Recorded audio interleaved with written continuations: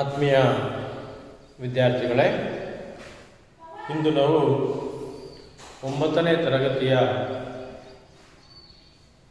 ರಾಜ್ಯಶಾಸ್ತ್ರ ವಿಭಾಗದಲ್ಲಿ 3ನೇ ಅಧ್ಯಾಯವಾಗಿರುವಂತಹ ರಾಜ್ಯ ಸರ್ಕಾರ ಈ ಅಧ್ಯಾಯದ ಬಗ್ಗೆ ಈ ದಿನ ನಾವು ಚರ್ಚೆ ಮಾಡಲಿದ್ದೇವೆ.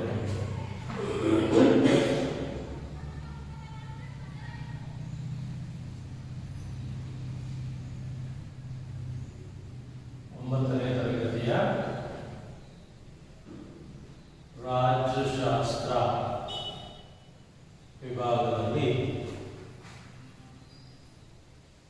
3ನೇ ಅಧ್ಯಾಯವಾಗಿರುವಂತಹ ರಾಜ್ಯ ಸರ್ಕಾರ ಅನ್ನುವಂತಹ ಅಧ್ಯಾಯವನ್ನು ಕುರಿತು ನಾವು ಈ ಒಂದು ಅವಧಿಯಲ್ಲಿ ಚರ್ಚೆ ಮಾಡುವ ವಿದ್ಯಾರ್ಥಿಗಳೇ. ಭಾರತ ರಾಜ್ಯವು ನಿಮ್ಗೆ ಗೊತ್ತಿರೋ ಹಾಗೆ 28 ರಾಜ್ಯಗಳು,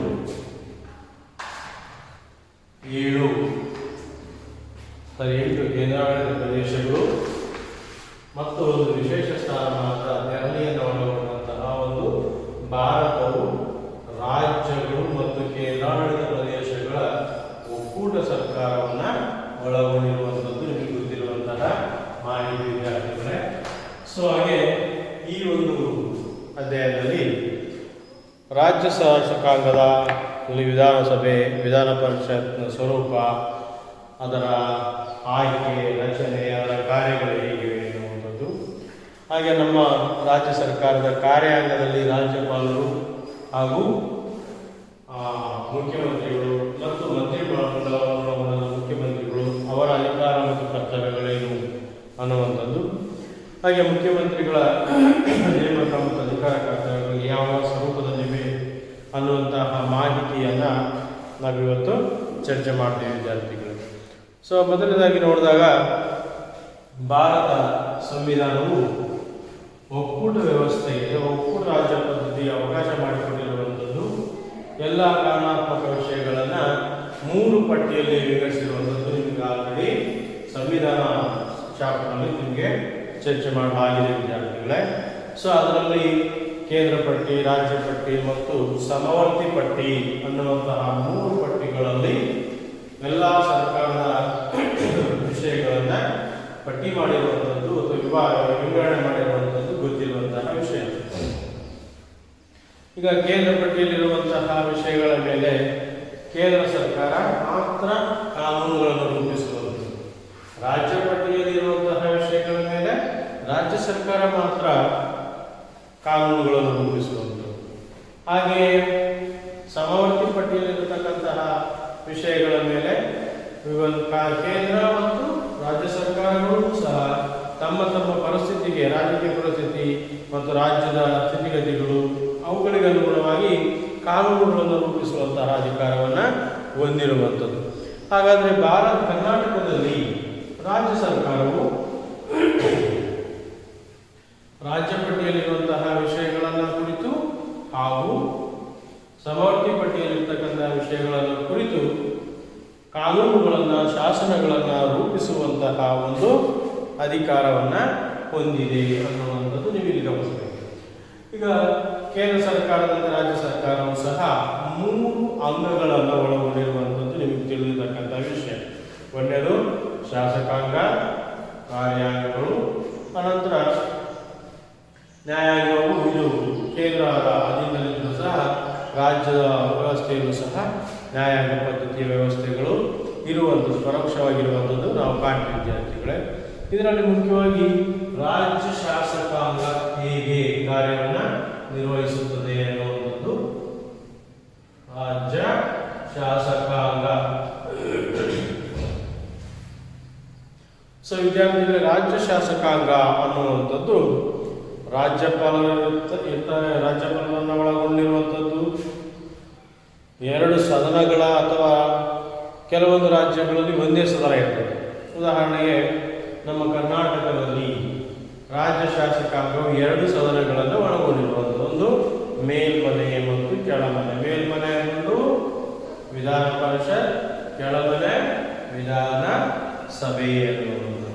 ಕೆಲವೊಂದು ರಾಜ್ಯಗಳಲ್ಲಿ ಕೇವಲ ವಿಧಾನಸಭೆ ಅಷ್ಟೇ ಇದೆ. ಭಾರತದ ಸುಮಾರು 5 ರಾಜ್ಯಗಳಲ್ಲಿ ಮಾತ್ರ ವಿಧಾನಸಭೆ ಮಾತ್ರ ಇರುವಂಥದ್ದನ್ನು ನೀವು ಗಮನಿಸಬೇಕು ವಿದ್ಯಾರ್ಥಿಗಳೇ. ಅದರಲ್ಲಿ ಪಶ್ಚಿಮ ಬಂಗಾಳವೂ ಸಹ ಒಂದು ಅನ್ನುವಂಥದ್ದು. ಸೊ ಈ ನಿಟ್ಟಿನಲ್ಲಿ ಈ 2 ಸದನಗಳನ್ನು ಒಳಗೊಂಡಿರ್ತಕ್ಕಂಥದ್ದು, ಮೇಲ್ಮನೆಯನ್ನು ವಿಧಾನ ಪರಿಷತ್, ಕೆಳಮನೆಯನ್ನು ವಿಧಾನಸಭೆ ಅಂತ ಹೇಳ್ಬಿಟ್ಟು ಕರಿತೀವಿ. ಸೊ ವಿಧಾನಸಭೆ ಇಡೀ ರಾಜ್ಯದ ಎಲ್ಲ ಮತದಾರರನ್ನ ಪ್ರತಿನಿಧಿಸಿದೆ. ವಿಧಾನ ಪರಿಷತ್ ವಿವಿಧ ಕ್ಷೇತ್ರಗಳನ್ನು ಪ್ರತಿನಿಧಿಸುವಂಥದ್ದನ್ನು ನಾವಿಲ್ಲಿ ಗಮನಿಸ್ತೀವಿ. ಸೊ ರಾಜ್ಯ ಶಾಸನ ಸಭೆ 2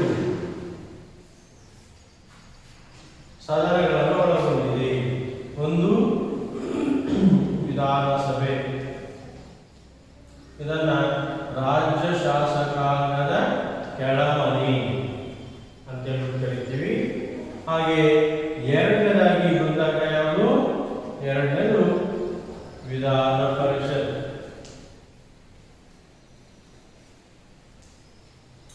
ಸೊ ಇದು ರಾಜ್ಯ ಶಾಸಕಾಂಗದ ಮೇಲ್ಮನೆ ಅಂತ ಹೇಳ್ಬಿಟ್ಟು ಕರೀತಿದ್ದಾರೆ. ಸೊ ಪ್ರತಿಯೊಂದು ಇದನ್ನ ನೋಡಿದಾಗ ಸೊ ವಿಧಾನಸಭೆ ಹೇಗೆ ಆಯ್ಕೆ ಆಗ್ತದೆ ಅಂದರೆ ನೇಮಕ ಮಾಡಲಿಕ್ಕೆ ಎಲ್ಲ ಅವಕಾಶ ಇದೆ. ಸೊ ಯಾವುದೇ ಒಂದು ರಾಜ್ಯದ ವಿಧಾನಸಭೆಯು ಆಯಾ ರಾಜ್ಯದ ಜನಸಂಖ್ಯೆಯನ್ನು ಆಧರಿಸಿರುವಂಥದ್ದನ್ನು ನೀವು ಗಮನಿಸಬೇಕು.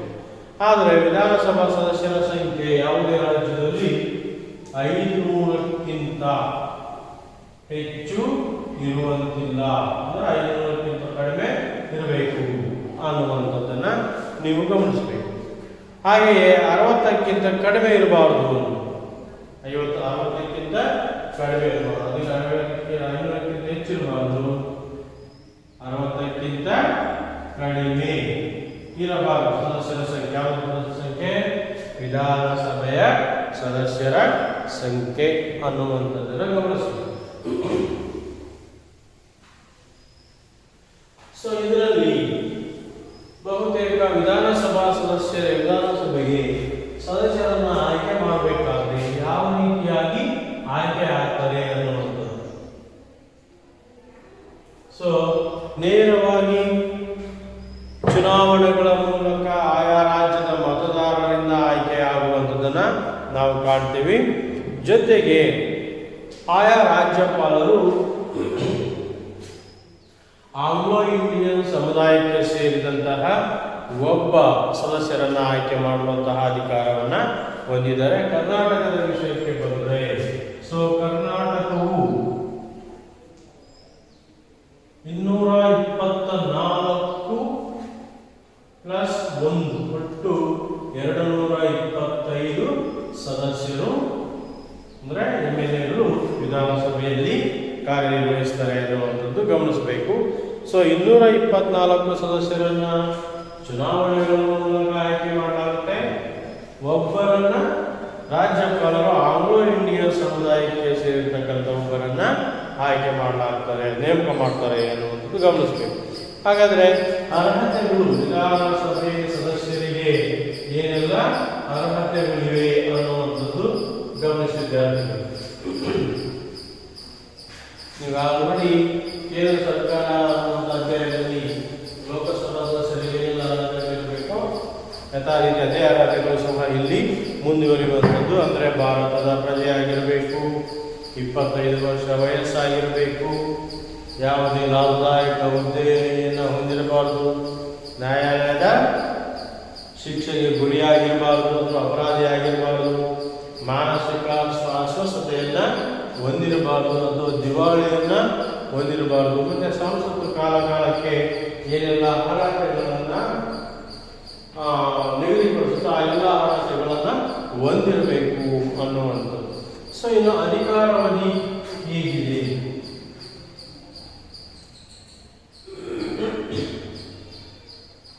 ಅಧಿಕಾರ ಅವಧಿ ಸೊ ಸಹಜವಾಗಿ ತಮಗೆಲ್ಲ ಗೊತ್ತಿರೋ ಹಾಗೆ ವಿದ್ಯಾರ್ಥಿಗಳೇ ವಿಧಾನಸಭೆಯ ಅಧಿಕಾರ ಅವಧಿ 5 ವರ್ಷ. ಸೊ 5 ವರ್ಷಗಳ ಅವಧಿಗೆ ಆಯ್ಕೆ ಮಾಡಲಾಗುತ್ತದೆ. ಸೊ ಇದಕ್ಕಿಂತ ಮುಂಚೆ ಅಥವಾ 5 ವರ್ಷ ತುಂಬದೆ ಏನಾದರೂ ಸರ್ಕಾರದ ಅಸ್ಥಿರತೆ ಕಂಡು ಬಂದರೆ ರಾಜ್ಯದಲ್ಲಿ ರಾಜಕೀಯ ಅಸ್ಥಿರತೆಗಳೇನಾದರೂ ಉದ್ಭವಿಸಿದಂತಹ ಸಂದರ್ಭದಲ್ಲಿ ಮುಖ್ಯಮಂತ್ರಿಯವರ ಸಲಹೆಯಂತೆ ರಾಜ್ಯಪಾಲರು ವಿಧಾನಸಭೆಯ ಅವಧಿಯನ್ನು ಮೊಟಕುಗೊಳಿಸಬಹುದು, ಅಂದರೆ ವಿಸರ್ಜಿಸಬಹುದು. ಸೊ ನಂತರ ಈ ಸಂದರ್ಭದಲ್ಲಿ ರಾಜ್ಯವನ್ನು ರಾಷ್ಟ್ರಪತಿಯವರ ಆಳ್ವಿಕೆಗೆ ರಾಜ್ಯಪಾಲರು ಶಿಫಾರಸನ್ನು ಮಾಡುವಂತಹ ಒಂದು ಅವಕಾಶಗಳು ಇರ್ತವೆ ಅನ್ನುವಂಥದ್ದು ಗಮನಿಸಬೇಕು ವಿದ್ಯಾರ್ಥಿಗಳೇ. ಸೊ ಹಾಗಾಗಿ ಸದಸ್ಯರು ತಮ್ಮ ಸ್ಥಾನದಲ್ಲಿ ಮುಂದುವರಿಯಲಿಕ್ಕೆ ಇಷ್ಟ ಇಲ್ಲ ಅಂದರೆ ಆ ವಿಧಾನಸಭೆಯ ಸ್ಪೀಕರ್ಗೆ ಸಭಾಪತಿಗೆ ರಾಜೀನಾಮೆಯನ್ನು ಸಲ್ಲಿಸುವ ಮೂಲಕ ತಮ್ಮ ಸದಸ್ಯತ್ವವನ್ನು ರದ್ದುಗೊಳಿಸಿಕೊಳ್ಳಬಹುದು. ಸೊ ಅಂತಹ ಒಂದು ಅವಕಾಶಗಳಿವೆ. ಒಟ್ಟಾರೆಯಾಗಿ 5 ವರ್ಷಗಳ ಅಧಿಕಾರಾವಧಿ ಇದೆ ಅನ್ನುವಂಥದ್ದು. ಜೊತೆಗೆ ಚುನಾವಣೆಯಲ್ಲಿ ಆಯ್ಕೆಯಾದ ನಂತರ, ಅಂದರೆ ಚುನಾವಣೆಗೆ ವಿಧಾನಸಭಾ ಚುನಾವಣೆ ನಡೆದ ನಂತರ ಆಯ್ಕೆಯಾದಂತಹ ಎಲ್ಲ ಸದಸ್ಯರನ್ನು ಸದಸ್ಯರು ಸೇರಿ ತಮ್ಮಲ್ಲೇ ಒಬ್ಬರನ್ನು ಸಭಾಧ್ಯಕ್ಷರನ್ನಾಗಿ ಮತ್ತೊಬ್ಬರನ್ನು ಉಪಸಭಾಧ್ಯಕ್ಷರನ್ನಾಗಿ ಆಯ್ಕೆ ಮಾಡುವಂತಹ ಅಧಿಕಾರ ಇದೆ. ಸೊ ಹೀಗೆ ಈ ಅಧಿವೇಶನ ಕಾರ್ಯಗಳು, ಈ ಎಲ್ಲ ವಿಧಾನಸಭೆಯ ಎಲ್ಲ ಅಧಿವೇಶನ ಕಾರ್ಯಗಳೆಲ್ಲವೂ ಈ ವಿಧಾನಸಭೆಯ ಅಧ್ಯಕ್ಷತೆಯಲ್ಲಿ, ಸಭಾಧ್ಯಕ್ಷರ ಅಧ್ಯಕ್ಷತೆಯಲ್ಲಿ ಅವರ ನೇತೃತ್ವದಲ್ಲಿಯೇ ನಡೆಯುವಂಥದ್ದು. ಸೊ ಹಕ್ಕುಬಾಧ್ಯತೆಗಳನ್ನು ರಕ್ಷಿಸುವಂಥದ್ದು, ಚರ್ಚೆಗಳನ್ನು ನಡೆಸುವಂಥದ್ದು, ಚರ್ಚೆಗಳಿಗೆ ಅವಕಾಶವನ್ನು ಮಾಡಿಕೊಡುವಂಥದ್ದು. ಸೊ ಯಾವುದೇ ಒಂದು ಚರ್ಚೆಗೆ ಸಂಬಂಧಪಟ್ಟಂತೆ ಸಮಾನ ಮತಗಳು ಬಂದಂಥ ಸಂದರ್ಭದಲ್ಲಿ ಸ್ಪೀಕರ್ ಏನು ಮಾಡ್ತಾರೆ, ನಿರ್ಣಾಯಕ ಮತವನ್ನು ಚಲಾಯಿಸುವಂತಹ ಹಕ್ಕನ್ನು ಸಹ ಅವರು ಹೊಂದಿರ್ತಾರೆ ಅನ್ನುವಂಥದ್ದು ಗಮನಿಸಬೇಕು. ಸೊ ಇನ್ನು ವಿಧಾನಸಭಾ ಸದಸ್ಯರ ಒಂದು ಅಧಿಕಾರಗಳೇನಿವೆ, ಅಧಿಕಾರ ಕಾರ್ಯಗಳು ಯಾವ್ಯಾವಿದ್ದಾವೆ ಅಂತ ನೋಡಿದಾಗ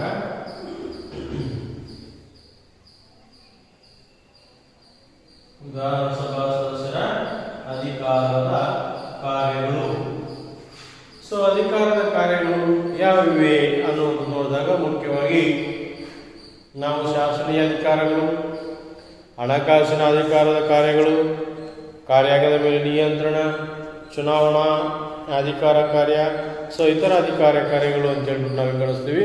ಸೊ ಅದರಲ್ಲಿ ಒಂದನೇದಾಗಿ ನೋಡಿದಾಗ ಶಾಸನೀಯ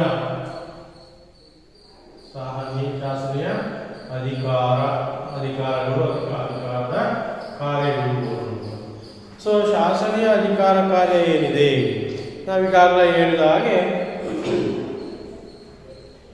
ರಾಜ್ಯ ಸರ್ಕಾರದಲ್ಲಿ ವಿಧಾನಸಭೆ ಏನಿದೆ, ಈ ವಿಧಾನಸಭೆಯಲ್ಲಿ ರಾಜ್ಯ ಪಟ್ಟಿ ಮತ್ತು ಸಮವರ್ತಿ ಪಟ್ಟಿಯಲ್ಲಿರುವ ರಾಜ್ಯ ಪಟ್ಟಿ ಮತ್ತು ಸಮವರ್ತಿ ಪಟ್ಟಿಯಲ್ಲಿರುವ ವಿಷಯಗಳನ್ನು ಕುರಿತು ಶಾಸನಗಳನ್ನು ರಚಿಸುವಂತಹ ಅಧಿಕಾರ ಇದೆ.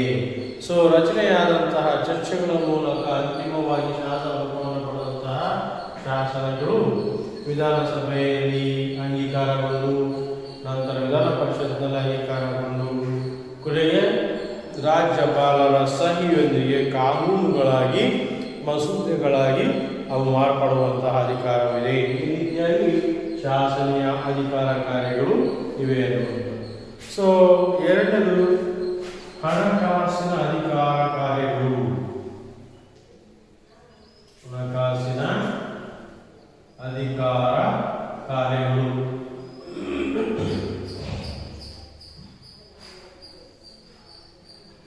ಹಣಕಾಸಿನ ಅಧಿಕಾರ ಕಾರ್ಯಗಳನ್ನು ಹಣಕಾಸಿನ ವಿಷಯಗಳಲ್ಲಿ ಇಲ್ಲಿ ವಿಧಾನಸಭೆಗೆ ಹೆಚ್ಚು ಅವಕಾಶ ಇದೆ. ಸೊ ಹಣಕಾಸಿನ ಮಸೂದೆಯನ್ನು ಮೊದಲು ಕಡ್ಡಾಯವಾಗಿ ವಿಧಾನಸಭೆಯಲ್ಲೇ ಮಂಡಿಸಬೇಕು ಅನ್ನುವಂತಹ ನಿಯಮ ಇದೆ ವಿದ್ಯಾರ್ಥಿಗಳು. ಸೊ ಈಗ ಸಾಮಾನ್ಯ ಹಣಕಾಸು ಮಸೂದೆಯನ್ನು ಬಿಟ್ಟು ಸಾಮಾನ್ಯ ಮಸೂದೆಗಳನ್ನು ವಿಧಾನ ಪರಿಷತ್ತಲ್ಲಾದರೂ ಮಂಡಿಸುವುದು ಮೊದಲು, ವಿಧಾನಸಭೆಯಲ್ಲಾದರೂ ಮಂಡಿಸಬಹುದು. ಆದರೆ 2 ಸದನಗಳಲ್ಲಿ ಚರ್ಚೆ ಮಾಡಿ ಅಂಗೀಕಾರ ಪಡೆದು ರಾಜ್ಯಪಾಲರ ಒಪ್ಪಿಗೆಯನ್ನು ಪಡೆದ ನಂತರವೇ ಅದು ಕಾನೂನಾಗಿ ತನ್ನ ರೂಪವನ್ನು ಪಡೀತದೆ ಅನ್ನುವಂಥದ್ದು ಗಮನಿಸಬೇಕಿದ್ದಾರೆ. ಆದರೆ ಹಣಕಾಸಿನ ವಿಷಯಕ್ಕೆ ಸಂಬಂಧಪಟ್ಟ ಹಾಗೆ ಮೊದಲು ಎಲ್ಲಿ ಮಂಡಿಸಬೇಕಾಗ್ತದೆ, ವಿಧಾನಸಭೆಯಲ್ಲೇ ಮಂಡಿಸಬೇಕು. ಸೊ ಅದಕ್ಕೆ ರಾಜ್ಯಪಾಲರ ಪೂರ್ವಾನುಮತಿ ಅಗತ್ಯ. ಸೊ ರಾಜ್ಯಪಾಲರ ಪೂರ್ವಾನುಮತಿಯಂತೆ ವಿಧಾನಸಭೆಯಲ್ಲಿ ಮಂಡಿಸಲ್ಪಟ್ಟು ಚರ್ಚಿಸಲ್ಪಟ್ಟು ಒಪ್ಪಿಗೆ ಪಡೆದ ಮೇಲೆ ವಿಧಾನ ಪರಿಷತ್ಗೆ ಮಸೂದೆಯನ್ನು ಕಳಿಸ್ಕೊಡ್ಲಾಗುತ್ತೆ. ಅವರ 14 ದಿನದೊಳಗಡೆ ಒಪ್ಪಿಗೆ ಪಡೆದದನ್ನು ಮರಳಿ ವಾಪಸ್ ಕಳಿಸ್ಬೇಕಾಗ್ತದೆ. 14 ದಿನದ ನಂತರ ಪಡೆದಿಲ್ಲ ಅಂದರೆ 2 ಸದನಗಳಲ್ಲೂ ಸಹ ಒಪ್ಪಿಗೆ ಆಗಿದೆ ಅಂತೇಳಿ ತಿಳ್ಕೊಂಡು ರಾಜ್ಯಪಾಲರ ಅಂಗೀಕಾರಕ್ಕೆ ಅದನ್ನು ಕಳಿಸ್ಕೊಡ್ಲಾಗ್ತದೆ ವಿದ್ಯಾರ್ಥಿಗಳೇ. ಇದು ಮುಖ್ಯವಾಗಿ ಹಣಕಾಸಿನ ಕಾರ್ಯಗಳು ಅನ್ನುವಂಥದ್ದು. ಇನ್ನು ಕಾರ್ಯಾಂಗದ ಮೇಲೆ ನಿಯಂತ್ರಣ, ಮೂರನೇ ಅಧಿಕಾರ ಕಾರ್ಯಾಂಗದ ಮೇಲೆ ನಿಯಂತ್ರಣ. ಸೊ ವಿದ್ಯಾರ್ಥಿಗಳಲ್ಲಿ ಕಾರ್ಯಾಂಗದ ಮೇಲೆ ನಿಯಂತ್ರಣ ಅನ್ನುವಂಥದ್ದು ಏನಿದೆ, ರಾಜ್ಯ ಕಾರ್ಯಾಂಗವು ವೈಯಕ್ತಿಕವಾಗಿ ಮತ್ತು ಸಾಮೂಹಿಕವಾಗಿ ಶಾಸಕಾಂಗಕ್ಕೆ ಜವಾಬ್ದಾರಿಯಾಗಿರುತ್ತೆ. ಅಂದರೆ ಶಾಸಕಾಂಗವು ಶಾಸಕಾಂಗದಲ್ಲಿ ವಿಶ್ವಾಸ ಹೊಂದಿರುವವರೆಗೆ ಕಾರ್ಯಾಂಗವು ಮುಂದುವರಿತದೆ ಅನ್ನುವಂಥದ್ದನ್ನು ನೀವಿಲ್ಲಿ ತಿಳ್ಕೋಬೇಕಾಗ್ತದೆ. ಸೊ ಮಂತ್ರಿಮಂಡಲದಲ್ಲಿ ಮುಖ್ಯಮಂತ್ರಿಗಳನ್ನೊಳಗೊಂಡಂತಹ ಮಂತ್ರಿಮಂಡಲ ವಿಶ್ವಾಸ ಕಳೆದುಕೊಂಡಾಗ, ಅಂದರೆ ಶಾಸನಸಭೆಯ ಅಂದರೆ ವಿಧಾನಸಭೆಯ ವಿಶ್ವಾಸವನ್ನು ಕಳೆದುಕೊಂಡ ತಕ್ಷಣ ಏನಾಗಬೇಕಾಗುತ್ತೆ, ರಾಜೀನಾಮೆಯನ್ನು ಕೊಡಬೇಕಾಗ್ತದೆ ಅನ್ನುವಂಥದ್ದು ನೀವು ಗಮನಿಸಬೇಕಾಗ್ತದೆ. ಹೀಗಾಗಿ ಸಂಪೂರ್ಣ ಮಂತ್ರಿಮಂಡಲ ಸಾಮೂಹಿಕವಾಗಿ ವಿಧಾನಸಭೆಗೆ ಅಥವಾ ರಾಜ್ಯ ಶಾಸಕಾಂಗಕ್ಕೆ ಜವಾಬ್ದಾರಿಯಾಗಿರುವುದರಿಂದ ಕಾರ್ಯಾಂಗದ ಮೇಲೆ ವಿಧಾನಸಭೆ ನಿಯಂತ್ರಣವನ್ನು ಹೊಂದಿರುತ್ತೆ ಅನ್ನುವಂಥದ್ದು ಗಮನಿಸಬೇಕು ವಿದ್ಯಾರ್ಥಿಗಳು. ಹಾಗೆ ಚುನಾವಣೆಯ ಅಧಿಕಾರ ಕಾರ್ಯಗಳು,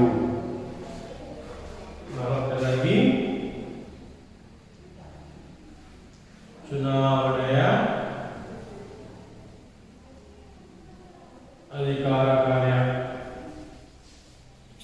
ಸೊ ಚುನಾವಣೆಯ ಅಧಿಕಾರ ಕಾರ್ಯಕ್ಕೆ ಬಂದಾಗ ವಿಧಾನಸಭೆಯ ಸದಸ್ಯರು, ರಾಷ್ಟ್ರಪತಿಗಳ ಚುನಾವಣೆ ಇರ್ಬೋದು, ರಾಜ್ಯಸಭೆಯ ಸದಸ್ಯರಿರ್ಬೋದು, ವಿಧಾನ ಪರಿಷತ್ ಸದಸ್ಯರನ್ನು ಆಯ್ಕೆ ಮಾಡೋದಿರ್ಬೋದು, ವಿಧಾನಸಭಾಧ್ಯಕ್ಷರು, ಉಪಸಭಾಧ್ಯಕ್ಷರು, ಇವರನ್ನು ಚುನಾವಣೆಯ ಮೂಲಕ ಇವರ ಆಯ್ಕೆಯಲ್ಲಿನ ಚುನಾವಣೆಯಲ್ಲಿ ಭಾಗವಹಿಸುವ ಅಧಿಕಾರ ವಿಧಾನಸಭಾ ಸದಸ್ಯರಿಗೆ ಇದೆ ಅನ್ನುವಂಥದ್ದು ಗಮನಿಸಬೇಕು. ಇನ್ನು ಇತರ ಕಾರ್ಯಗಳಿಗೆ ಬಂದಾಗ, ಜೊತೆಗೆ ಇತರ ಕಾರ್ಯಗಳನ್ನು ನಾವು ನೋಡಿದಾಗ ಕೇಂದ್ರ ಸಂಸತ್ತು ರೂಪಿಸಿದ ಕಾನೂನುಗಳ ಮೇಲೆ ರಾಜ್ಯ ಶಾಸನ ಸಭೆಗಳಲ್ಲೂ ಸಹ ಚರ್ಚಿಸುವ ಅಧಿಕಾರವನ್ನು ಒಳಗೊಂಡಿದೆ. ಚರ್ಚಿಸುವಂತಹ ವಿಷಯ ಇರುತ್ತೆ ಅನ್ನುವಂಥದ್ದು. ಜೊತೆಗೆ ರಾಜ್ಯ ಲೋಕ ಸೇವಾ ಆಯೋಗ ಮತ್ತಿತರ ವರದಿಗಳನ್ನು ಮಂಡಿಸುವಂತಹ ಚರ್ಚಿಸುವ ಅಧಿಕಾರವೂ ಸಹ ಇದೆ ಎನ್ನುವಂಥದ್ದು. ಇದಿಷ್ಟು ರಾಜ್ಯ ಶಾಸಕಾಂಗದ ಕೆಳಮನೆಯಾದಂತಹ ವಿಧಾನಸಭೆ ರಚನೆ, ಅದರ ಅಧಿಕಾರ ಹಾಗೂ ಕರ್ತವ್ಯಗಳು. ಸೊ ಇನ್ನು ವಿಧಾನ ಪರಿಷತ್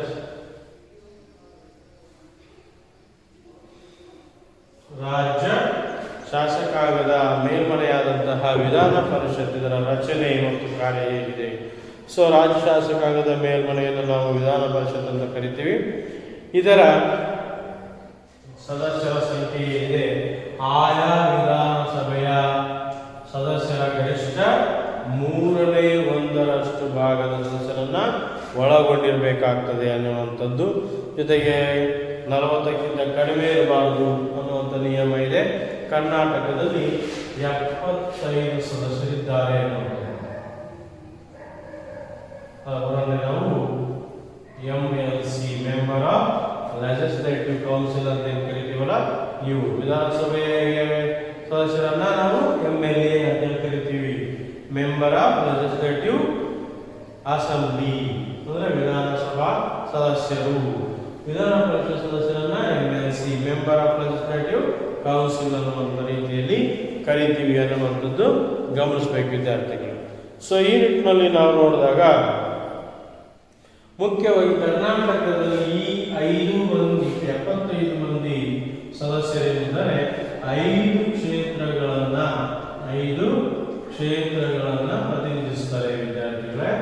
ಸೊ ಅದರಲ್ಲಿ ವಿಧಾನಸಭೆಯ ಸದಸ್ಯರು ಸಹ ವಿಧಾನಸಭೆಯ ಸದಸ್ಯರಿಂದ ಕೆಲವು ಸದಸ್ಯರು ನೇಮಕವಾಗುವಂಥದ್ದನ್ನು ಕಾಣ್ತೀವಿ. ಸ್ಥಳೀಯ ಸಂಸ್ಥೆಗಳಿಂದ ಕೆಲವು ಸದಸ್ಯರು ನೇಮಕವಾಗುವಂಥದ್ದನ್ನು ಕಾಣ್ತೀವಿ. ಹಾಗೆಯೇ ಈ ಪದವೀಧರ ಕ್ಷೇತ್ರದಿಂದ ಅಂದರೆ ರಾಜ್ಯದಲ್ಲಿರ್ತಕ್ಕಂತಹ ನೋಂದಾಯಿತ ಪದವೀಧರ ಮತದಾರರು ಆಯ್ಕೆ ಮಾಡುವಂಥ ಕೆಲವು ಸದಸ್ಯರನ್ನು ಆಯ್ಕೆ ಮಾಡುವಂಥದ್ದನ್ನು ಕಾಣ್ತೇವೆ. ಹಾಗೆ ಈ ಒಬ್ಬರನ್ನು ಇವರಲ್ಲಿ ಸುಮಾರು ಈ ಕಲೆ, ಸಾಹಿತ್ಯ, ಸಂಗೀತ, ಸಮಾಜ ಸೇವೆ ಇವುಗಳಲ್ಲಿ ಆಯ್ಕೆ ಆದಂತಹ ಇವುಗಳಲ್ಲಿ ಪ್ರಸಿದ್ಧಿಯನ್ನು ಪಡೆದಂಥವರನ್ನು ರಾಜ್ಯಪಾಲರು ನೇಮಕ ಮಾಡುವಂಥದ್ದನ್ನು ಕಾಣ್ತೀವಿ ವಿದ್ಯಾರ್ಥಿಗಳೇ. ಸೊ ಈ ರೀತಿಯಾಗಿ ಮುಖ್ಯವಾಗಿ ವಿಧಾನಸಭಾ ಸದಸ್ಯರು, ಸ್ಥಳೀಯ ಸಂಸ್ಥೆಗಳ ಸದಸ್ಯರು, ಪದವೀಧರರು, ಶಿಕ್ಷಕರ ಕ್ಷೇತ್ರದಿಂದ ಮತ್ತು ವಿವಿಧ ವಿಷಯಗಳಲ್ಲಿ ತಜ್ಞತೆಯನ್ನು ಪಡೆದಂತಹ ಪ್ರಸಿದ್ಧಿಯನ್ನು ಪಡೆದಂತಹ ತಜ್ಞರನ್ನ ರಾಜ್ಯಪಾಲ ನೇಮಕ ಮಾಡುವಂಥದ್ದು. ಈಗ ಈ ರೀತಿಯಾಗಿ ಈ ಒಂದು ವಿಧಾನ ಪರಿಷತ್ ರಚನೆ ಆಗ್ತದೆ. ಹಾಗಾದರೆ ಆ ವಿಧಾನಸಭಾ ಪರಿಷತ್ನ ಸದಸ್ಯರಿಗೆ ಯಾವೆಲ್ಲ ಅರ್ಹತೆಗಳಿರಬೇಕಾಗ್ತದೆ? ಸೊ ಸಹಜವಾಗಿ ಇವರು ಸಹ ಭಾರತದ ಪ್ರಜೆಯಾಗಿರಬೇಕು, 30 ವರ್ಷ ವಯೋಮಿತಿ ಇರಬೇಕು, ವಿಧಾನಸಭಾ ಸದಸ್ಯರಿಗಿರ್ತಕ್ಕಂಥ ಎಲ್ಲ ಅರ್ಹತೆಗಳಿರಬೇಕು. ಏನು ಲಾಭದಾಯಕ ಹುದ್ದೆಯನ್ನು ಹೊಂದಿರಬಾರದು, ಮಾನಸಿಕ ಅಸ್ವಸ್ಥತೆಯನ್ನು ಹೊಂದಿರಬಾರದು, ನ್ಯಾಯಾಲಯದಿಂದ ಶಿಕ್ಷೆಗೆ ಗುರಿಯಾಗಿರಬಾರದು. ಹೀಗೆ ಹಲವಾರು ಒಂದು ಅಂಶಗಳು ಇಲ್ಲಿಯೂ ಸಹ ಬರ್ತವೆ. ಇಲ್ಲಿ 3ನೇ ಒಟ್ಟು ಇವರ ಅಧಿಕಾರಾವಧಿ ಅಂದರೆ ಇದರ ಅಧಿಕಾರಾವಧಿ ವಿಧಾನ ಪರಿಷತ್ ಸದಸ್ಯರ ಅಧಿಕಾರಾವಧಿ 6 ವರ್ಷ ಇರ್ತದೆ ವಿದ್ಯಾರ್ಥಿಗಳೇ. ಇಲ್ಲೇನಾಗುತ್ತೆ, ಇದು ಶಾಶ್ವತ ಸಭೆ. ಯಾಕಂತ ಹೇಳಿದ್ರೆ ಇದಕ್ಕೆ ವಿಸರ್ಜನೆ ಮಾಡಲಿಕ್ಕೆ ಬರಲ್ಲ. ವಿಧಾನಸಭೆಯಲ್ಲಾದರೆ ವಿಸರ್ಜನೆ ಮಾಡಬಹುದು, ಆದರೆ ಅದೇಂದ್ರೆ 5 ವರ್ಷ ಆದಮೇಲೆ ತೆಗೆದುತ್ತಾರೆ ವಿಸರ್ಜನೆ ಆಗ್ತದೆ. ಮತ್ತೆ ಚುನಾವಣೆ ಮತ್ತೆ ಹೊಸ ಸದಸ್ಯರಿಗೆ ಅವಕಾಶ. ಆದರೆ ಇದು ಆ ರೀತಿಯಲ್ಲ. ಪ್ರತಿ 2 ವರ್ಷಗಳಿಗೊಮ್ಮೆ 1/3 ಭಾಗದ ಸದಸ್ಯರು ನಿವೃತ್ತಿ ಆಗ್ತಾರೆ. ಮತ್ತೆ ಅಷ್ಟೇ 1/3 ಭಾಗದ ಸದಸ್ಯರನ್ನ ವಿವಿಧ ಕ್ಷೇತ್ರಗಳಿಂದ ಚುನಾಯಿತರಾಗಿ ಆಯ್ಕೆ ಮಾಡಿ ಇದು ಮಾಡಬೇಕಾಗ್ತದೆ. ಈ ರೀತಿಯಾಗಿ ಇದೊಂದು ಶಾಶ್ವತ ಸಮಿತಿ. ಇನ್ನು ಅಧಿಕಾರಗಳು, ಇದು ಸಹ ಶಾಸಕೀಯ ಅಧಿಕಾರ ಏನಿದೆ, ಮುಖ್ಯವಾಗಿ ಶಾಸನೀಯ ಅಧಿಕಾರಗಳನ್ನು ನಾವಿಲ್ಲಿ ಗಮನಿಸುತ್ತಿದ್ದೇವೆ. ಸೊ ಇಲ್ಲಿ ಶಾಸನೀಯ ಅಧಿಕಾರಗಳಲ್ಲಿ ವಿಧಾನಸಭೆಯಲ್ಲಿ ಏನು ಶಾಸನ ಸಭೆ ಮಂಡಿಸ್ತಾರೆ ಅದೇ ರೀತಿ ಇಲ್ಲೂ ಸಹ ಶಾಸನೀಯ ಅಧಿಕಾರಗಳಿವೆ. ಆದರೆ ಹಣಕಾಸಿನ ಮಸೂದೆಯನ್ನು ಹೊರತುಪಡಿಸಿ ಉಳಿದ ಎಲ್ಲ ಮಸೂದೆಗಳನ್ನು ವಿಧಾನಸಭೆಯ ಅಥವಾ ರಾಜ್ಯ ಶಾಸಕಾಂಗದ ಯಾವುದೇ 2 ಸದನಗಳಲ್ಲೂ ಮಂಡಿಸಬಹುದು. ಈಗ ವಿಧಾನಸಭೆಯ ಅಧಿಕಾರ ಮಸೂದೆಯನ್ನು ಇಲ್ಲಿಯೂ ಸಹ ಮಂಡಿಸಲಾಗುತ್ತದೆ. ಇವರು 3 ತಿಂಗಳವರೆಗೂ ಸಹ ಸಾಮಾನ್ಯ ಮಸೂದೆಯನ್ನು 3 ತಿಂಗಳವರೆಗೆ ಮಾತ್ರ ಅದನ್ನು ಆಯ್ಕೆ ಮಾಡಿ ಚರ್ಚೆ ಮಾಡಿ ತಮ್ಮ ಬಳಿ ಇಟ್ಕೊಳ್ಬೇಕಾಗ್ತದೆ. ಏನಾದರೂ ತಿದ್ದುಪಡಿಗಳಿದ್ರೆ ಮತ್ತೆ ವಾಪಸ್ ಕಳಿಸ್ಬೇಕಾಗ್ತದೆ. ಆ ತಿದ್ದುಪಡಿಗಳನ್ನು ಮಾಡಿ ಮತ್ತೆ ವಾಪಸ್ಸು ವಿಧಾನ ಪರಿಷತ್ಗೆ ಕಳುಹಿಸಿದಾಗ ಗರಿಷ್ಠ 1 ತಿಂಗಳವರೆಗೆ ತಡೆ ಹಿಡಿಬಹುದು, ತಮ್ಮನ್ನು ಇಟ್ಕೊಳ್ಬಹುದು. 1 ತಿಂಗಳ ನಂತರವೂ 2ನೇ ಸರಿ ತಿದ್ದುಪಡಿ ಮಾಡಿ ಕಳಿಸಿದಾಗ 1 ತಿಂಗಳ ನಂತರವೂ ಕಳಿಸಿದ್ರೆ 2 ಸದನಗಳಲ್ಲೂ ಆ ಒಂದು ಕಾನೂನು ಮಸೂದೆ ಪಾಸ್ ಆಯಿತು ಅನ್ನುವಂಥದ್ದು ಇಲ್ಲಿ ತಿಳ್ಕೊಳ್ಬೇಕಾಗ್ತದೆ ವಿದ್ಯಾರ್ಥಿಗಳೇ. ಇಲ್ಲಿಯೂ ಸಹ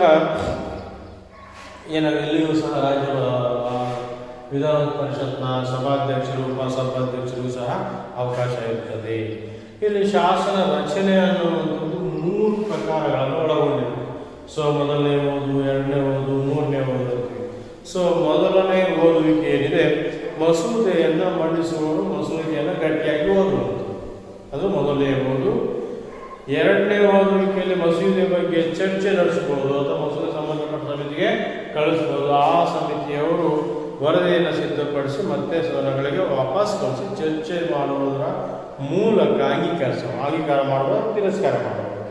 3ನೇ ಓದುವಿಕೆಯಲ್ಲಿ ಮಸೂದೆಯನ್ನು ಮೌಖಿಕ ಚರ್ಚೆ ಮಾಡಬಹುದು. ನಂತರ ಮಸೂದೆ ಅಂಗೀಕಾರ ಆಗಿ ಮತ್ತೊಂದು ಸಭೆಗೆ, ವಿಧಾನಸಭೆಯಲ್ಲಿ ಮೊದಲು ಮಾಡಿಸಿದ ವಿಧಾನ ಪರಿಷತ್ಗೆ, ವಿಧಾನ ಪರಿಷತ್ ಮೊದಲು ಮಾಡಿಸಿದ ವಿಧಾನ ಸಭೆಗೆ ಕಳಿಸಬೇಕಾಗುತ್ತದೆ. ಅಂತಿಮವಾಗಿ ರಾಜ್ಯಪಾಲರ ಅಂಗೀಕಾರದೊಂದಿಗೆ ರಾಷ್ಟ್ರಪತಿಯರ ಸಲಹೆ ಪಡೆದು ರಾಜ್ಯಪಾಲರು ಅದಕ್ಕೆ ಒಪ್ಪಿಗೆ ನೀಡಬಹುದು, ಇಲ್ಲವೇ ರಾಷ್ಟ್ರಪತಿಯವರ ಸಲಹೆಯನ್ನು ಸಹ ಕೇಳಲಿಕ್ಕೆ ಅವಕಾಶ ಇದೆ. ಇನ್ನು ಹಣಕಾಸಿನ ಅಧಿಕಾರ ಮೊದಲೇ ಹೇಳಿದಾಗೆ ಹಣಕಾಸಿನ ಅಧಿಕಾರದಲ್ಲಿ ಗರಿಷ್ಠ ಅದು ವಿಧಾನಸಭೆಯಲ್ಲಿ ಕಡ್ಡಾಯವಾಗಿ ಮಂಡನೆ ಆಗಿರಬೇಕು ಹಣಕಾಸಿನ ಮಸೂದೆ. ನಂತರ ಗರಿಷ್ಠ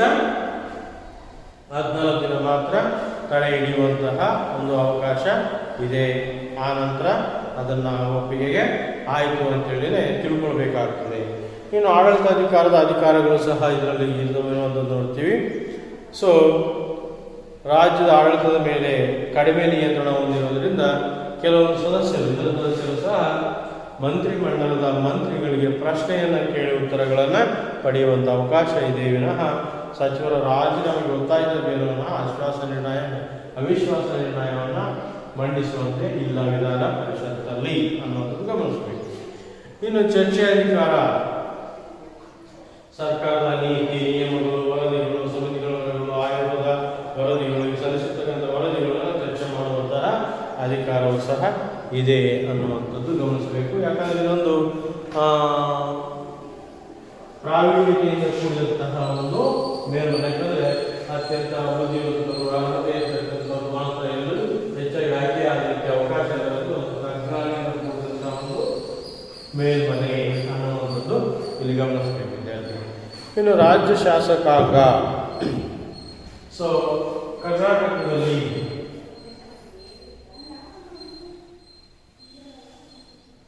ರಾಜ್ಯ ಶಾಸಕಾಂಗ ಅನ್ನುವಂಥದ್ದು ಮುಖ್ಯವಾಗಿ ಎರಡು ವಿಭಾಗಗಳನ್ನು ಹೊಂದಿರುವಂಥದ್ದು. ಒಂದನೇದು ರಾಜ್ಯಪಾಲರು, ಎರಡು ಮಂತ್ರಿಮಂಡಲ. ಸೊ ಮಂತ್ರಿಮಂಡಲ ಅದರಲ್ಲಿ ಮುಖ್ಯಮಂತ್ರಿ ಪ್ರಮುಖ ಪಾತ್ರವನ್ನು ವಹಿಸುವಂಥದ್ದನ್ನು ಕಾಣ್ತೀವಿ ವಿದ್ಯಾರ್ಥಿಗಳು.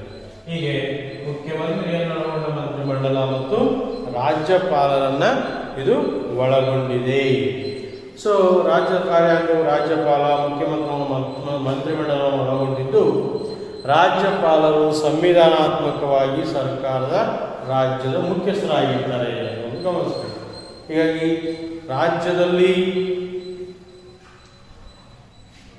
ರಾಜ್ಯಪಾಲರು ಸಂವಿಧಾನಾತ್ಮಕ ಮತ್ತು ರಾಜ್ಯದ ಮುಖ್ಯಸ್ಥರಾದರೆ ಮುಖ್ಯಮಂತ್ರಿ ಮತ್ತು ಮಂತ್ರಿಮಂಡಲ ಸರ್ಕಾರದ ಮುಖ್ಯಸ್ಥರಾಗಿ ಕಾರ್ಯವನ್ನು ನಿರ್ವಹಿಸುವುದನ್ನು ಕಾಣ್ತೀವಿ ವಿದ್ಯಾರ್ಥಿಗಳೇ.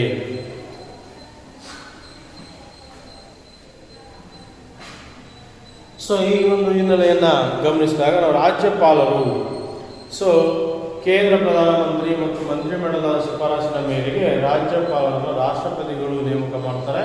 ಪ್ರತಿ ರಾಜ್ಯಕ್ಕೆ ಒಬ್ಬ ರಾಜ್ಯಪಾಲರು ಇರಬಹುದು. ಆ ಒಂದು ಆದರೆ ಕೆಲವೊಂದು ಸರಿ 2 ಅಥವಾ 2ಕ್ಕಿಂತ ಹೆಚ್ಚು ರಾಜ್ಯಗಳಿಗೆ ಒಬ್ಬ ರಾಜ್ಯಪಾಲರನ್ನು ನೇಮಕ ಮಾಡುವಂತಹ ಪರಿಪಾಠವು ಸಹ ಇದೆ ಅನ್ನೋದು ಗಮನಿಸಬೇಕು. ಇನ್ನು ರಾಜ್ಯಪಾಲರ ಅರ್ಹತೆ, ಅಧಿಕಾರಾವಧಿಯವರ ವೇತನ ಸವಲತ್ತುಗಳನ್ನು ನೋಡಿದಾಗ ಅವರ ರಾಜ್ಯಪಾಲರ ಅರ್ಹತೆಯನ್ನು ಗಮನಿಸಿದಾಗ, ಹಾಗೆ ಅವರ ಅಧಿಕಾರಾವಧಿಯನ್ನು ನೋಡಿದಾಗ, ಹಾಗೆ ಅವರ ವೇತನ ಮತ್ತು ಸೌಲಭ್ಯಗಳು ಇವುಗಳನ್ನು ನಾವು ಗಮನಿಸಿದಾಗ ಸೂಕ್ಷ್ಮವಾಗಿ ಇಲ್ಲಿ ಭಾರತ ಪ್ರಜೆ ಆಗಿರಬೇಕು, 35 ವರ್ಷ ವಯಸ್ಸಾಗಿರಬೇಕು, ಯಾವುದೇ ಲಾಭದಾಯಕ ಹುದ್ದೆಯನ್ನು ಹೊಂದಿರಬಾರ್ದು, ಮತ್ತು ಸಂಸತ್ ಅಥವಾ ಶಾಸಕಾಂಗ ಸದಸ್ಯರಾಗಿರಬಾರ್ದು, ಸದಸ್ಯತ್ವಕ್ಕೆ ಹೊಂದಿದ ಹಾಗೆ ಕಾಲಕಾಲಕ್ಕೆ ಸಂಸತ್ತು ರೂಪಿಸುವಂತಹ ಕಾನೂನುಗಳಿಗೆ ನಿಯಮಕ್ಕೆ ಬದ್ಧರಾಗಿರಬೇಕು ಅನ್ನುವಂಥದ್ದನ್ನು ಗಮನಿಸಬೇಕು. ರಾಜ್ಯಪಾಲರ ಅಧಿಕಾರಾವಧಿ 5 ವರ್ಷಗಳಾಗಿರ್ತವೆ. ನಂತರ ಅದನ್ನು ನೇಮಕವಾಗುವವರೆಗೆ ಹೊಸ ರಾಜ್ಯಪಾಲರು ಬರುವವರೆಗೆ ಅವರ ಅಧಿಕಾರದಲ್ಲಿ ಮುಂದುವರಿಸಲಿಕ್ಕೆ ಅವಕಾಶ ಇದೆ. ಮತ್ತು ಸಂಸತ್ತು ನಿಗದಿಪಡಿಸಿದ ಭತ್ಯೆಗಳನ್ನು ಇವರು ಹೊಂದಿರ್ತಾರೆ ಅನ್ನುವಂಥದ್ದು ಗಮನಿಸಬೇಕು ವಿದ್ಯಾರ್ಥಿಗಳೇ. ಇವರು ಯಾವುದೇ ರೀತಿಯಾಗಿರ್ತಕ್ಕಂಥ ಮೊಕದ್ದಮೆಗಳನ್ನು ಒಂದು ಅಧಿಕಾರ ಮತ್ತು ಕಾರ್ಯಗಳು ಇವರ ಕಾರ್ಯಾಂಗದ ಮುಖ್ಯಸ್ಥರಾಗಿ ಶಾಸನದ ಬಗ್ಗೆ ಕ್ರಿಯೆಯನ್ನು ನೀಡುವಂತಹ ಅಥವಾ ತಿರಸ್ಕರಿಸುವಂತಹ ಅಥವಾ ಮೇಲ್ಮನೆಗೆ ರಾಜ್ಯಪಾಲರ ರಾಷ್ಟ್ರಪತಿಗಳ ಸಲಹೆಗೆ ಕಳಿಸುವಂಥ ಅಧಿಕಾರವನ್ನು ಹೊಂದಿರುವಂಥದ್ದು. ಮತ್ತು ಹಣಕಾಸಿನ ಅಧಿಕಾರಕ್ಕೆ ಬಂದಾಗ ರಾಜ್ಯಪಾಲರ ಒಪ್ಪಿಗೆ ಇಲ್ಲದೆ ಹಣಕಾಸಿನ ಮಸೂದೆಯನ್ನು ಮಂಡಿಸುವ ಹಾಗಿಲ್ಲ ಅನ್ನೋದನ್ನು ಗಮನಿಸಬೇಕು. ಇನ್ನು ವಿವೇಚನೆ ನ್ಯಾಯಾಂಗದ ಅಧಿಕಾರಕ್ಕೆ ಬಂದಾಗ ಅಪರಾಧ ಮಾಡಿ ಶಿಕ್ಷೆಗೆ ಗುರಿಯಾದಂಥವರಿಗೆ ಕ್ಷಮಾದಾನ ನೀಡುವ, ಕಡಿಮೆ ಮಾಡುವ ಅಥವಾ ರಾಷ್ಟ್ರಪತಿಗೆ ಕಳಿಸುವ ಅಧಿಕಾರವನ್ನು ಇವರು ಹೊಂದಿರುವಂಥದ್ದನ್ನು ಕಾಣ್ತೀವಿ. ಇನ್ನು ವಿವೇಚನಾ ಅಧಿಕಾರಗಳಿಗೆ ಬಂದಾಗ ಇವರ ವಿವೇಚನಾ ಅಧಿಕಾರಗಳೇನೆಂದರೆ ಯಾವುದೇ ಚುನಾವಣೆ ಆದ ನಂತರ ಯಾವುದೇ ಪಕ್ಷಕ್ಕೆ ಸ್ಪಷ್ಟ ಬಹುಮತವಿಲ್ಲ ಎಂದು ಹೇಳಿದಾಗ ಬಹುಮತವಿರುವಂತಹ ಪಕ್ಷ ನಾಯಕರನ್ನು ಸರ್ಕಾರ ಗಮನಕ್ಕೆ ಆಹ್ವಾನ ನೀಡಬಹುದು. ಬಹುಮತ ಇಲ್ಲದೇ ಇದ್ದ ಸಂದರ್ಭದಲ್ಲಿ ಬಹುಮತವನ್ನು ಪಡಿಬಹುದು ಅನ್ನುವಂತಹ ಒಂದು ವಿಶ್ವಾಸ ಇದ್ದರೆ ಯಾವುದೇ ಪಕ್ಷದ ನಾಯಕರನ್ನು ಸರ್ಕಾರ ರಚನೆಗೆ ಆಹ್ವಾನ ಕೊಡಬಹುದು ಅನ್ನುವಂಥದ್ದು ಗಮನಿಸಬೇಕು. ಮತ್ತು ಶಾಸಕಾಂಗಗಳು ರಚಿಸಿದಂತಹ ಶಾಸನ ಸಭೆಯನ್ನು ಅಂಗೀಕರಿಸುವ ಅಥವಾ ರಾಷ್ಟ್ರಪತಿ ಗಳಿಸುವಂಥ ವಿವೇಚನಾಧಿಕಾರಗಳನ್ನು ಒಳಗೊಂಡಿರುತ್ತದೆ ಎನ್ನುವುದು ಗಮನಿಸಬೇಕು. ಇನ್ನು ರಾಜ್ಯ ಮಂತ್ರಿಮಂಡಲಕ್ಕೆ ಬಂದಾಗ ಮುಖ್ಯಮಂತ್ರಿ ಮತ್ತು ಮಂತ್ರಿಮಂಡಲ ಅತ್ಯಂತ ಪ್ರಮುಖ ಪಾತ್ರವನ್ನು ಇಲ್ಲಿ ವಹಿಸುವಂಥದ್ದು. ಸೊ ವಿದ್ಯಾರ್ಥಿಗಳ ಸರ್ಕಾರದ ನೀತಿಗಳನ್ನು ನಿರ್ಧರಿಸುವಂಥದ್ದು, ಆಯವ್ಯಯವನ್ನು ತಯಾರಿಸುವಂಥದ್ದು, ಲೋಕಸೇವಾ ಆಯೋಗದ ಅಧ್ಯಕ್ಷ ಸದಸ್ಯರನ್ನು ನೇಮಕ ಮಾಡುವಂಥದ್ದು, ಆ ನಂತರ ಪ್ರತಿಯೊಬ್ಬ ಮಂತ್ರಿ ಇಲಾಖೆಗೆ ಸಂಬಂಧಪಟ್ಟಂತಹ ಕಾರ್ಯಕ್ರಮಗಳನ್ನು ಅನುಷ್ಠಾನಕ್ಕೆ ತರುವಂಥದ್ದು, ಹಾಗೆ ವಿವಿಧ ಇಲಾಖೆಗಳ ಕಾರ್ಯಗಳ ಮೇಲ್ವಿಚಾರಣೆ ಮಾಡುವಂಥದ್ದು, ಹೀಗೆ ಹಲವಾರು ರೀತಿಯಾಗಿರ್ತಕ್ಕಂಥ ಕಾರ್ಯಕ್ರಮಗಳನ್ನು ಮಾಡುವ ಮೂಲಕ ಒಟ್ಟಾರೆ ಸರ್ಕಾರದ ಯಶಸ್ವಿ ಆಡಳಿತಕ್ಕೆ ಮುಖ್ಯಮಂತ್ರಿಯನ್ನು ಒಳಗೊಂಡಂತಹ ಮಂತ್ರಿಮಂಡಲ ಪ್ರಮುಖ ಪಾತ್ರವನ್ನು ವಹಿಸುವಂಥದ್ದನ್ನು ನೀವಿಲ್ಲಿ ಗಮನಿಸಬೇಕು ವಿದ್ಯಾರ್ಥಿಗಳು. ಸೊ ವಿದ್ಯಾರ್ಥಿಗಳಿಗೆ ಇದರಲ್ಲಿರ್ತಕ್ಕಂಥ ಕೆಲವೊಂದು ಹೋಮ್ವರ್ಕ್ ಪ್ರಶ್ನೆಗಳಂತ ಗೃಹಪಾಠದ ಪ್ರಶ್ನೆಗಳನ್ನು ತಗೊಳ್ಳಿ. ಸೊ ವಿಧಾನಸಭೆಯ ರಾಜ್ಯ ಶಾಸಕಾಂಗದ ಮೊದಲನೇ ಪ್ರಶ್ನೆ, ರಾಜ್ಯ ಶಾಸಕಾಂಗದ 2 ಸದನಗಳು ಯಾವುವು? ರಾಜ್ಯ ಶಾಸಕಾಂಗದ 2 ಸದನಗಳು ಯಾವುವು?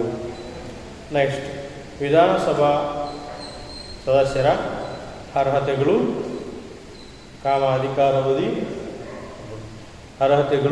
ಅಧಿಕಾರಾವಧಿ ಹಾಗೂ ಕಾರ್ಯಗಳನ್ನು ತಿಳಿಸಿ ಅನ್ನುವುದು.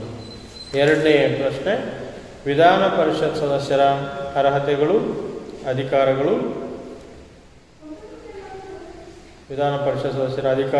ಹಾಗೂ ಅವರ ಅರ್ಹತೆಗಳನ್ನು ತಿಳಿಸಿ.